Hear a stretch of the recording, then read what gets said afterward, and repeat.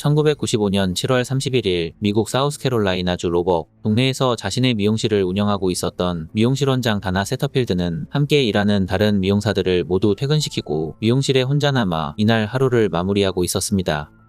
저녁 6시 30분경 원장 다나가 가게 문을 닫기 전 미용재료 영업사원 다이앤 해리스가 제품 영업을 위해 다나의 미용실에 방문했습니다. 평소에 원장 다나와 친분이 있었던 다이앤은 그녀에게 양해를 구하고 약 30분간 미용실 원장 다나에게 자신의 제품을 설명했습니다. 영업사원 다이앤의 설명이 끝나자 결국 다나는 다이앤의 제품을 구매하기로 했습니다. 영업에 성공한 다이앤은 환한 미소를 지으며 원장 다나에게 감사하다고 말하고 저녁 7시쯤 다나의 미용실에서 나왔습니다. 이후 다이앤은 계속해서 주변을 돌며 영업 활동을 했고 저녁 8시 11분쯤 다나의 미용실 앞을 지나가면서 창밖에서 다나가 미용실을 청소하는 모습을 보았습니다.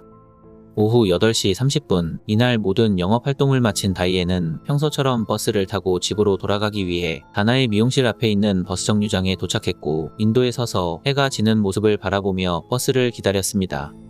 갑자기 이때 다이앤은 다나의 미용실 내부에서 쿵 하는 소리가 나는 것을 들었습니다. 두어 번 정도 더 쿵 하는 소리가 들리자 다이앤은 무슨 일이 일어났는지 확인하기 위해 천천히 다나의 미용실로 다가갔습니다. 다이앤이 미용실 바로 앞에 도착했을 때 갑자기 다나의 미용실 불이 꺼졌습니다. 다이앤은 곧 미용실 불을 끄고 나온 다나가 평소처럼 버스 정류장에 서 있는 자신에게 이제 퇴근하냐고 말하며 말을 걸어올 것이라고 머릿속으로 상상했습니다. 하지만 아무리 기다려보아도 다나는 미용실 밖으로 나오지 않았습니다. 잠시 후 어두워진 미용실 내부에서 또 한 번 소란스러운 소리가 들렸습니다. 이어서 다이앤은 미용실 안에서 찢어지는 듯한 여성의 목소리가 새어 나오는 것을 듣게 됩니다. 다이앤은 숨을 죽이며 미용실 바로 앞까지 다가갔는데 그녀는 곧 청바지와 회색 셔츠를 입은 괴한이 갑자기 미용실 창문 밖으로 뛰쳐나오는 것을 목격했습니다. 이 순간 다이앤은 정면에서 괴한의 얼굴을 보았고 괴한도 다이앤을 보자마자 반대 방향으로 도주했습니다. 당시 다이앤은 다나의 미용실에 도둑이 들었다고 생각했고 바로 옆에 있는 주류 판매점 사장에게 도움을 요청하기로 했습니다. 다이앤이 주류 판매점 앞에 도착했을 때 그녀는 주류 판매점 앞에 주차된 자신의 차에 올라타는 괴한과 또다시 마주칩니다. 놀란 다이앤은 주류 판매점으로 들어가는 것을 포기하고 인근 주택으로 달려가 911에 신고해달라고 말하며 도움을 요청했습니다. 얼마 뒤 신고를 받고 현장에 출동한 경찰은 처음엔 이 사건을 강도 사건으로 보고 조사를 시작했습니다. 미용실 앞에 도착한 경찰은 미용실 창문 방충망이 떨어져 있고 현관문이 살짝 열린 채로 방치된 것을 확인합니다. 현장 상황을 확인한 경찰은 이 사건이 단순 강도 사건이 아닐 수 있다고 판단하고 총을 들고 천천히 미용실 내부로 진입했습니다. 가장 먼저 경찰은 미용실 내부에서 발생한 몸싸움의 흔적을 발견했습니다. 경찰은 조심스럽게 미용실 안에 있는 다용도실 문을 열고 들어갔는데 경찰은 그 안에서 피를 흘리고 쓰러져 있는 여성을 발견합니다. 경찰이 발견한 여성은 온수탱크와 벽을 연결하는 파이프에 매달려 있었는데 확인 결과 그녀는 미용실 원장인 다나 세터필드였습니다. 경찰은 그녀가 이미 사망했다고 보고 바로 증언을 요청했습니다.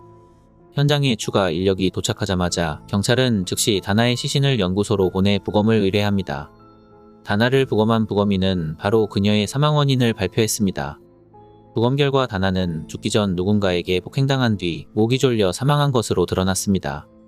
당시 다나의 하반신이 발가벗겨진 상태였기 때문에 경찰은 그녀가 범인에게 추행당한 뒤 살해당했다고 보았는데 정말로 검사 결과 다나의 몸에서 범인의 체액이 발견되었습니다. 미용실 내부를 조사한 경찰은 다나의 지갑과 신용카드 그리고 사건 당일 다나가 번 돈 모두 도난당하지 않고 그대로 미용실에 놓여있는 것을 확인했습니다. 경찰은 다나의 죽음이 강도에 의한 살인사건이 아닌 성적 동기 혹은 원한 관계에 의한 살인사건으로 보고 수사를 시작했습니다. 다행히 수사관들은 수사를 시작하자마자 범죄 현장에서 범인의 지문과 모발 그리고 남성의 음모를 채취하는 데 성공했습니다. 또한 당시 범인은 현장을 전혀 훼손하지 않고 그대로 방치한 채로 도주했습니다. 수사관들은 범인의 미숙한 행동으로 보아 그가 범죄 경험이 별로 없는 사람일 가능성이 높다고 보았습니다. 당시 다나의 시신은 다용도실 내부에서 발견되었지만 남자 화장실 바닥에서 다나의 혈흔이 발견되었기 때문에 범인이 그녀를 추행하고 살해한 장소는 남자 화장실이었습니다. 수사관들은 범인이 다나를 남자 화장실에서 살해한 뒤 다용도실에 옮기고 도주했다고 결론지었습니다. 사건 발생 당시 범인을 정면에서 본 목격자 다이앤은 경찰서에 출두하여 몽타주 전문가에게 자신이 본 범인의 모습을 설명해 주었습니다. 다이앤의 설명에 따르면 범인은 10대 후반에서 20대 초반으로 키가 작고 밝은 색의 머리카락을 가진 남성이었습니다. 다이앤의 기억을 바탕으로 몽타주는 빠르게 만들어졌고 사건이 발생한 지 몇 시간 만에 괴한의 몽타주가 언론에 공개되었습니다. 몽타주와는 별개로 경찰은 가장 먼저 다나의 남편 마이크를 유력한 용의자로 보고 그를 경찰서로 소환했습니다. 당시 마이크와 다나는 별거 중이었고 다나는 남편과 이혼 소송을 준비하고 있었습니다. 그러나 다나와 마이크의 아이들은 엄마와 아빠 사이에 우여곡절이 있었다는 사실은 인정했지만 감정적으로 서로 대립하고 있었을 뿐 서로에게 폭력을 행사할 정도로 심각한 상황은 아니었다고 진술했습니다. 하지만 경찰은 다나의 시신이 발견된 다용도실 내부에서 남편 마이크의 지문이 대량으로 발견되었다는 점을 보고 그를 유력한 용의자로 의심한 것이었습니다. 수사관들은 경찰서에 출석한 마이크에게 현장에서 그의 지문이 대량으로 발견되었다고 말하며 남편 마이크를 압박했습니다. 그러나 남편 마이크는 수사관의 질문에 조금도 놀라지 않았습니다. 마이크는 다용도실에 있는 온수탱크와 온수기를 설치한 사람이 바로 자신이라고 수사관에게 설명해 주었습니다. 당시 마이크는 냉난방 회사를 운영하고 있었고 아내 다나가 미용실을 오픈할 때 다용도실에 온수기를 설치해주고 유지보수를 해준 사람이 바로 자신이라고 진술합니다. 확인 결과 정말로 남편 마이크가 다나의 미용실 유지보수를 담당하고 있었기 때문에 그의 지문이 사방에 묻어있는 것은 어찌 보면 당연해 보였습니다. 결정적으로 당시 마이크의 몸은 다른 남성들보다 크고 뚱뚱했는데 누가 보아도 마이크의 몸으론 창문을 통해 현장을 빠져나갈 수 없었습니다. 추가로 마이크는 다나가 살해된 날 밤에 결정적인 알리바이를 가지고 있었습니다. 하지만 수사관들은 혹시나 하는 마음에 남편 마이크에게 거짓말 탐지기 조사를 요청했습니다. 마이크는 경찰의 요청에 한치의 망설임도 없이 거짓말 탐지기 조사에 동의합니다. 검사 결과 마이크는 무사히 거짓말 탐지기 테스트에 통과했고 드디어 그는 공식적으로 용의자 명단에서 제외됩니다. 남편 마이크가 용의선상에서 제외되자 수사관들은 다시 사건을 원점으로 돌려 수사를 시작했습니다. 이미 화장실에서 발견된 피 묻은 지문이 마이크의 것이 아니라는 것을 확인한 수사관들은 즉시 현장에서 발견된 지문을 경찰 데이터베이스에 등록된 전과자들의 지문과 대조해 보았습니다. 조사 결과 범인과 일치하는 지문이 발견되지 않았고 다나의 몸에서 발견된 용의자의 체액과 일치하는 데이터도 발견되지 않았습니다. 이는 범인이 전과가 없는 사람이라는 것을 의미했습니다. 사건 발생 이후부터 경찰서의 용의자로 보이는 괴한을 보았다는 제보가 쏟아졌습니다. 대부분 목격자들은 범인의 얼굴은 제대로 보지는 못했지만 그들은 공통으로 미용실 영업이 종료되기 전 괴한이 파란색과 흰색이 섞인 포드 브롱코 차량을 몰고 다나의 미용실 주변을 배회했다고 진술합니다. 하지만 모두 범인의 얼굴을 제대로 보지 못했기 때문에 사건은 점점 미궁으로 빠지는 듯 보였습니다. 수사관들은 지푸라기라도 잡는 심정으로 다나의 미용실에 다니던 고객들을 모두 불러 조사를 시작했습니다. 우연히 수사관들은 미용실 고객 중 목격자들이 보았다고 진술한 포드 브롱코 차량을 소유하고 있었던 10대 소년과 그의 어머니를 찾을 수 있었습니다. 당시 포드 브롱코 차량을 주로 몰고 다녔던 10대 소년은 조나단 빅이라는 남성이었습니다. 수사관은 조나단을 대상으로 강도 높은 조사를 실시했는데 조나단은 살인사건에 대해 전혀 알지 못한다고 말했습니다. 이때 조나단의 어머니가 아들은 결백하다고 말하며 사건 발생 당시 아들 조나단의 알리바이에 대해 증언해 주었습니다. 결정적으로 목격자들이 보았다는 포드 브롱코 차량은 당시 미국에서 인기 모델이었기 때문에 수사관들은 조나단이 그 차를 몰았다는 이유 하나만으로 더 이상 조나단을 용의자로 몰아세울 수는 없었습니다. 결국 경찰은 모자에게 수사에 협조해줘 고맙다고 말하고 바로 그들을 석방해 주었습니다. 시간이 지나도 더 이상 사건에 대한 단서나 증거가 발견되지 않자 수사관들은 범인에 대한 정보를 제공해주면 5만 달러의 포상금을 지급하겠다고 발표합니다. 당국의 발표 이후 수많은 제보가 쏟아졌지만 안타깝게도 수사에 도움이 될 만한 단서는 하나도 접수되지 않았습니다. 사건 발생 2년 후인 1997년 한 교도소의 수감자가 당국에 다나를 살해한 범인이 누구인지 알고 있다는 제보를 했습니다. 수사관들은 즉시 그를 인터뷰하기 위해 교도소에 방문했습니다. 제보자는 수사관들에게 자신의 감방 동료 러셀 퀸이라는 남자가 다나를 살해한 용의자라고 진술합니다.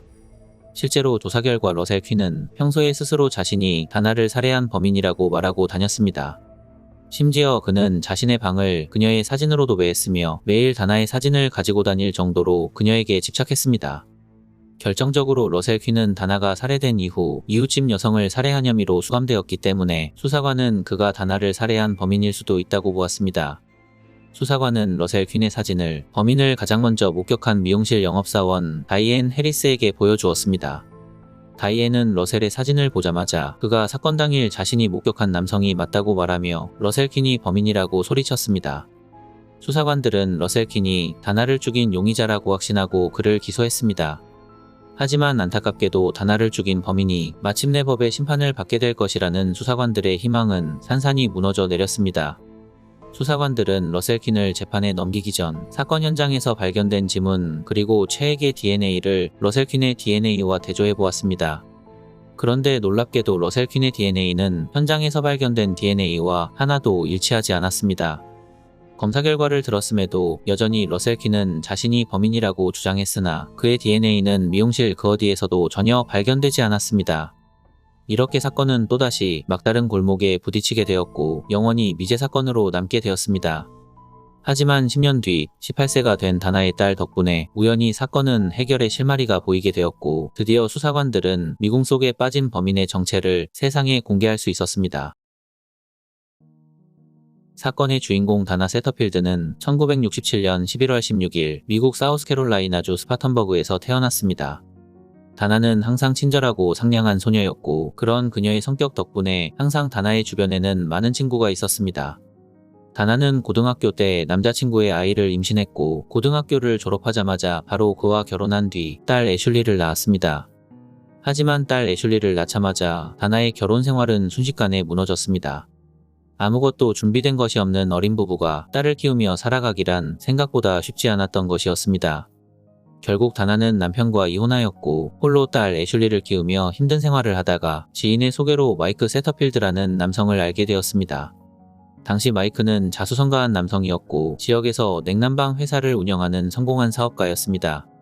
다나는 마이크에게 첫눈에 반하여 바로 그와 결혼했고 마이크와의 사이에서 아들 브랜든 세터필드를 낳았습니다.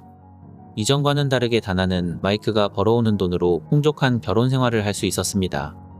그녀는 딸 애슐리와 아들 브랜든을 남부럽지 않게 키웠고 남편을 내조하면서 행복한 시간을 보냈습니다. 하지만 어느 날부턴가 다나는 여전히 채워지지 않은 공허함으로 괴로워했습니다. 아마도 그녀의 공허함의 원인은 고등학교를 졸업한 이후 전혀 자신의 꿈을 향해 달려간 적도 없이 줄곧 수년 동안 아이를 낳고 키우는 생활을 반복했기 때문인 것처럼 보였습니다. 다나는 아이들이 어느 정도 자랐을 때 그녀는 이제 자신을 위해 무언가를 할 때가 되었다고 생각했습니다. 어렸을 때부터 다나는 미용사가 되고 싶어 했고 드디어 자신의 꿈을 이루기 위해 바로 미용학원에 등록하여 미용사가 되기 위해 노력했습니다. 시간이 흘러 어느 정도 미용 경력이 쌓였다고 생각된 다나는 자신만의 미용실을 소유하고 싶어 했습니다. 다나는 남편 마이크의 도움을 받아 드디어 사우스캐롤라이나주 로벅에 미용실을 오픈했습니다. 남편 마이크는 다나가 미용실을 오픈하는데 큰 도움을 주었고 자신의 전문 분야였던 온수기를 아내의 미용실에 설치해주고 유지관리도 해주었습니다. 하지만 다나가 미용실을 운영한 이후부터 다나와 마이크 사이의 관계는 점점 멀어지기 시작했습니다. 결국 다나와 마이크는 결혼 7년 만인 1995년 별거를 시작했습니다. 다나는 아이들을 데리고 나와 새집을 구해 들어갔고 마이크는 다나가 다시 돌아오기만을 기다리고 있었습니다. 그러나 다나는 마이크와 다시 합칠 마음이 전혀 없었기 때문에 이혼 전문 변호사를 만나 마이크와 이혼을 준비하고 있었습니다. 별거를 시작한 지 몇 달 만인 1995년 7월 31일 다나는 자신의 미용실에서 괴한의 손에 목숨을 잃게 되었습니다. 다나의 딸 애슐리는 엄마의 시신이 미용실에서 실려 나오는 것을 목격한 이후 큰 충격을 받아 한동안 말을 하지 못했습니다. 애슐리는 범인이 잡히기만을 학수고대하며 기다리고 있었으나 당국은 다나를 죽인 범인을 끝내 붙잡지 못했고 이렇게 사건은 미스터리로 남게 되었습니다. 사건이 종결된 이후에도 딸 애슐리는 어머니를 죽인 범인을 잡기 위해 언론에 나와 이 사건을 계속 기억해달라고 호소했으나 안타깝게도 다나의 죽음은 점점 사람들의 기억 속에서 잊혀졌습니다. 시간이 흘러 사건이 발생한 지 10년 뒤인 2005년 어느 날 다나의 딸인 18세 소녀 애슐리가 자신의 혼다 자동차를 수리하기 위해 동네 정비소에 방문했습니다. 다나는 정비사 중 한 명인 마이클 페이스의 도움으로 차를 수리하면서 이상하게 이날 처음 만난 그와 많은 대화를 나누었습니다. 잠시 후 자동차 수리를 마친 애슐리가 차를 몰고 정비소를 떠나자 그녀의 차를 수리해 준 마이클은 동료 정비사에게 애슐리를 어디에서 본 것 같다고 이야기했습니다. 동료 정비사는 애슐리가 10년 전 자신의 미용실에서 살해당한 채 발견된 미용사의 딸이라고 말했습니다. 당시 애슐리는 어머니가 살해된 이후부터 범인에 대한 제보를 해달라고 언론에 자주 나와 얼굴을 비췄기 때문에 그녀의 얼굴을 기억하는 사람이 많았던 것이었습니다. 동료 정비사의 말을 듣자마자 마이클은 갑자기 하던 일을 멈췄고 바로 퇴근해 보겠다고 말하고 집으로 돌아갔습니다. 마이클은 집에서 한참 동안 고민하다가 드디어 전화기를 들었습니다. 그리고 마이클은 바로 경찰서에 전화하여 10년 전 발생한 살인사건에 대해 증언할 것이 있다고 이야기했습니다. 처음에 마이클은 경찰에게 익명을 요구하며 10년 전 다나 세터필드를 죽인 범인의 신원을 알고 있다고 말했습니다. 전화를 받은 경찰은 깜짝 놀랐고 제보자의 신원을 보호해 줄 테니 범인에 대해 증언해달라고 부탁했습니다. 마이클은 10년 전 발생한 살인사건의 범인은 어린 시절 자신의 친구인 조나단 빅이라고 증언합니다. 마이클은 사건이 발생한 1995년 7월 31일 오후에 조나단과 함께 있었다고 말했고 당시 친구 조나단이 이날 저녁 다나의 미용실에 찾아가 그녀에게 고백할 것이라고 했다고 이야기했습니다. 당시 마이클은 친구 조나단이 미용실 원장 다나에게 첫눈에 반하여 자주 미용실에 방문했다고 말했습니다. 마이클은 친구 조나단이 미용실에 방문할 때마다 다나에게 데이트 신청을 했으나 27세 여성 다나는 10살이나 어린 17세 소년 조나단의 구애를 대수롭지 않게 생각하고 웃고 넘겼다고 합니다. 그러나 이날 밤 미용실 원장 다나가 살해되었다는 뉴스를 본 마이클은 즉시 친구 조나단에게 연락하여 혹시 그녀를 살해했냐고 물어보았습니다. 마이클의 말을 듣자마자 조나단은 사악한 미소를 지으며 더 이상 다나에 관해 물어보면 너도 죽일 것이라고 말하며 그녀에 대한 이야기는 앞으로 절대 하지 말라고 마이클을 협박했다고 합니다. 당시 마이클은 충분히 친구 조나단이 자신을 죽일 수도 있다고 믿었기 때문에 그 이후 10년 동안 침묵을 지켰다고 말하며 눈물을 흘렸습니다. 마이클의 진술이 끝나자 경찰은 왜 이제야 나서서 제보를 하게 되었냐고 물어보았습니다. 경찰의 말에 마이클은 어느 날 우연히 정비소에서 일하던 도중 다나의 딸 애슐리를 만나게 되었다고 말했습니다. 마이클은 애슐리가 죽은 다나의 딸이라는 사실을 알게 되자마자 애슐리와의 만남이 이 사건에 대해 제보하라는 하늘의 계시라고 생각하게 되었고 결국 이렇게 신고하게 되었다고 이야기했습니다. 마이클의 제보 덕분에 유력한 용의자의 신원을 확보할 수 있었으나 안타깝게도 수사관들은 마이클의 제보만으로 조나단을 체포할 수 없었습니다. 당시 마이클이 익명으로 경찰서에 제보했기 때문에 법원이 익명의 제보만으로 영장을 발부해 줄 가능성은 거의 제로에 가까웠습니다. 수사관은 계속해서 마이클에게 영장을 발부받으려면 법원에 제보자의 이름을 제공해야 한다고 설득했습니다. 마이클은 수사관의 요청을 거부하며 실명을 공개하는 것을 망설였으나 결국 수사관의 설득에 넘어간 마이클은 한 발 물러서서 진실을 밝히기 위해 기꺼이 자신의 이름을 법원에 제공하는 것에 동의합니다. 이렇게 마이클은 10년이나 늦은 감이 있었으나 드디어 자신의 양심을 지킬 수 있게 되었고 경찰도 유력한 용의자인 조나단을 체포하기 위한 영장을 발부받을 수 있었습니다. 법원의 영장을 발부받은 경찰은 즉시 유력한 용의자 조나단의 집으로 출동하여 그의 DNA 샘플 채취를 위한 법적 절차에 돌입했습니다. 당시 결혼하여 어린 딸을 키우고 있었던 조나단은 무죄를 주장하며 경찰에게 저항했으나 당시 경찰이 법원에서 정식으로 발부된 영장을 가지고 왔기 때문에 조나단은 경찰의 요청을 거부할 수는 없었습니다. 경찰은 조나단의 DNA를 확보하자마자 그의 DNA를 10년 전 다나의 미용실에서 발견된 DNA와 대조하는 작업을 시작했습니다. 검사 결과를 기다리는 동안 수사관들은 조나단이 어떤 사람인지 파악하기 위해 그의 친구들과 지인들에게 조나단의 어두운 과거에 대한 이야기를 듣게 되었습니다. 조사 결과 수사관들은 과거 조나단의 여자친구로부터 끔찍한 증언을 확보했습니다. 조나단의 구여친은 수사관에게 과거에 조나단은 화가 날 때마다 자신을 다나의 미용실 앞으로 강제로 데려갔다고 진술했습니다. 미용실에 도착한 조나단은 계속해서 자신을 화나게 하면 살해당한 미용실 주인 다나처럼 될 것이라고 여자친구를 협박했고 협박을 들은 여자친구는 너무 무서워 그의 말을 거역하지 못했다고 회상했습니다. 조나단은 고등학교를 졸업하고 미 해병대에 입대하여 2년 동안 복무했는데 그는 군대 내에서도 자신과 마찰이 있는 사람들에게 폭력을 행사하였습니다. 결국 조나단은 군에서 적응하지 못하고 강제로 전역당해 사회로 나오게 되었다고 조나단의 해병대 동료들이 증언했습니다.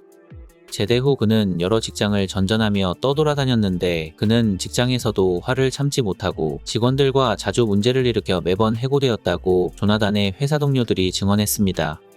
놀랍게도 다나가 살해된 지 7년 뒤인 2002년 9월 24일 밤 조나단은 여자친구 헤더 셀러스와 외출했는데 이날 저녁 조나단의 여자친구 헤더는 집으로 돌아오지 않았습니다. 당시 조나단은 자신의 폭력적인 성향 때문에 하원을 요구한 여자친구 헤더를 설득하기 위해 그녀와 만난 것이었는데 이상하게도 이날 밤 헤더가 실종된 것이었습니다. 실종된 헤더를 찾던 경찰은 마지막으로 헤더와 만난 조나단을 불러 조사했으나 당시에 결정적인 증거가 발견되지 않아 그를 체포하지 못했고 이렇게 헤더 실종 사건은 미스터리로 남게 되었습니다. 경찰이 유력한 용의자 조나단의 과거를 조사하는 동안 드디어 연구소 측은 경찰에게 DNA 테스트 결과를 보내주었습니다. 검사 결과 당시 다나의 미용실에서 발견된 남성의 DNA는 모두 조나단의 DNA와 99.9% 일치한다는 결과가 나왔고 다나의 몸에서 나온 체액도 조나단의 체액임이 밝혀집니다. 2005년 10월 누가 보아도 조나단이 다나를 죽인 범인이 분명했기 때문에 경찰은 즉시 조나단의 집으로 출동했고 결국 조나단은 범행 10년 만에 다나를 살해하고 추행한 혐의로 체포됩니다. 2006년 11월 드디어 사건 발생 11년 만에 조나단 빅의 재판이 시작되었습니다. 검사는 당시 조나단이 다나와 로맨틱한 분위기를 연출할 의도로 미용실이 끝나는 시간에 방문했을 것으로 추측했습니다. 다나는 당시 이혼 소송을 준비하고 있었으나 아직 유부녀였기 때문에 10살이나 어린 조나단의 프러포즈를 거절했을 것입니다. 고백이 거절당한 것에 분노한 조나단은 다나를 구타해 굴복시켰습니다. 폭행을 당해 쓰러진 다나가 더 이상 저항하지 않자 조나단은 미용실 불을 끄고 그녀를 추행한 뒤 살해했고 범행을 마치고 미용실 창문을 통해 바로 현장에서 도주했다는 것이 검사 측의 주장이었습니다. 여기서 조나단의 변호인은 당시 미용실 화장실에서 발견된 남성의 음모가 조나단의 것 말고도 제3자의 음모도 발견되었다는 사실에 주목할 필요가 있다고 말했습니다. 미용실에서 제3자의 음모가 발견된 것으로 보아 조나단이 미용실에서 떠난 이후 또 다른 인물이 현장에 침입하여 다나를 살해했을 수도 있다는 것이 조나단 측 변호사의 주장이었습니다. 하지만 검사는 다나가 추행당한 장소가 남자 화장실이었기 때문에 제3자의 음모가 발견되기엔 충분한 장소라고 말했습니다. 검사는 조나단의 변호인이 의도적으로 논점을 왜곡하기 위해 억지를 부린다고 말하며 조나단 측 변호인의 주장이 궤변이라고 주장했습니다. 재판이 점점 조나단에게 불리하게 돌아가자 조나단은 너무 억울하다고 말하며 자신은 딸을 키우는 아버지일 뿐이지 살인마가 아니라고 소리쳤으나 모든 증거가 그가 다나를 죽인 용의자라고 말하고 있었습니다. 2006년 12월 배심원단은 20분간의 심의 끝에 만장일치로 조나단에 대한 모든 혐의에 대해 유죄를 선고했습니다. 결국 조나단은 다나를 살해한 혐의로 종신형을 선고받았고 다나를 감금한 뒤 추행한 혐의로도 추가로 30년 형을 선고받았습니다. 조나단은 즉시 항소했으나 당연히 그의 항소는 기각되었고 그는 2035년이 될 때까지 가석방 자격을 얻지 못할 것입니다. 감옥에 수감된 지 4년 뒤인 2010년 조나단은 감옥에서 동료 수감자를 폭행한 혐의로 유죄 판결을 받고 3년형의 징역형을 추가로 선고받습니다. 교도소 측은 조나단에 대한 형벌의 일환으로 6개월 동안 하루에 1시간만 독방에서 나가게 해주었다고 합니다.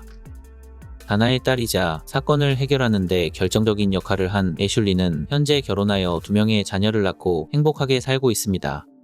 애슐리는 사우스캐롤라이나주 스파턴버그 카운티 보안관 사무실에서 자신이 겪은 일을 바탕으로 강력사건의 피해자들을 돕는 일을 하고 있습니다. 애슐리는 또한 범죄 피해자와 가족들에게 미치는 영향에 대한 교육 프로그램을 개발했습니다.